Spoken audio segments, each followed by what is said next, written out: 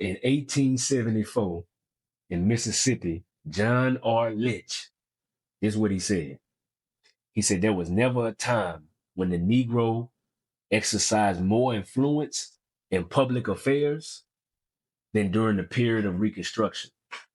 So I told you all Black History Month, we own one to restore the legacy our ancestors' name. So we're going to take it to Mississippi today. All right. You look at this picture. This is a picture of the state legislature from 1874. And I want to point out a few quick things. We're going to get in and out. So it's labeled A, B, and C to show the groups of people. A is the Senate. B is the House Democrats. C is the House Republicans. As you can see, the House Democrats, all white. The House Republicans, there's more of a balance, but you count them up and you do the math. I want you to Google this and zoom in, but you can see plenty of Black faces and they all happen to be Republicans. So so this challenges the narrative that we've been taught in history. And I ain't trying to trigger nobody. It's just my mission to go, this is what I've been tasked to do, to go in and point out the contradictions and take the heat for it. But best believe we got the receipts. You hear me? So check this out. This is 9 years after the Civil War. And we've been told that the white man lost their slaves, but yet and still, somehow, because even if we was the majority, which we were in the South, you still would need some white people to vote for you to be able to get political power. And clearly that was happening because we own the land.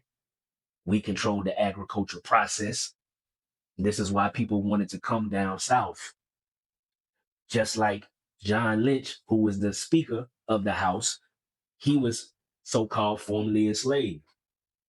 His daddy was the overseer of the plantation. They say his daddy is from Ireland. We've been taught to think that if you come from Europe during this time, you had to be white, even though there's zero proof of this being a white man. There's no record of showing that he is a white man, but the record is of his offspring looking black as hell. Now, obviously, this is a black and white portrait.